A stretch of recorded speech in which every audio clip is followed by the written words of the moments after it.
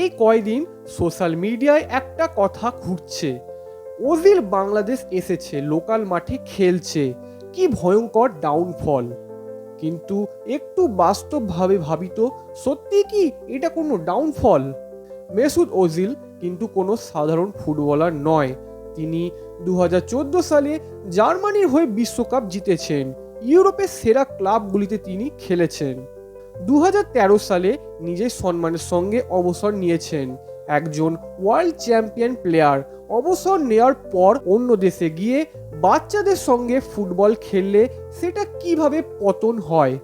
অনেকে বলছে টাকার জন্য গিয়েছেন, কিন্তু বাস্তবটা অন্যরকম। ওজিল এখন তুরস্ক সরকারের সঙ্গে বিভিন্ন সামাজিক ও শিক্ষামূলক প্রজেক্টে যুক্ত।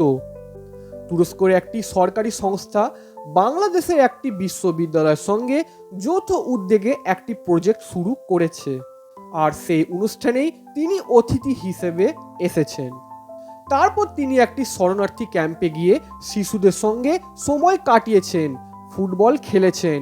এটা প্রচারের জন্য নয়, এটা সংযোগের জন্য, মানুষের সঙ্গে, বাস্তবের সঙ্গে।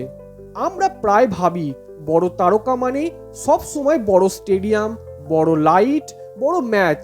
কিন্তু একজন মানুষ যখন নিজের কেরিয়ারের পর সমাজের জন্য কাজ করেন, তখন সেটাকে ডাউনফল বলা যায় না।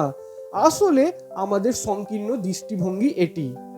সত্যি কথা বলতে কি, ডাউনফল ওজিলের নয়, আমাদের চিন্তাধারার। কারণ সাফল্য শুধু ট্রফিতে নয়, মানুষের মুখে হাসি ফোটাতেও মাপা যায়।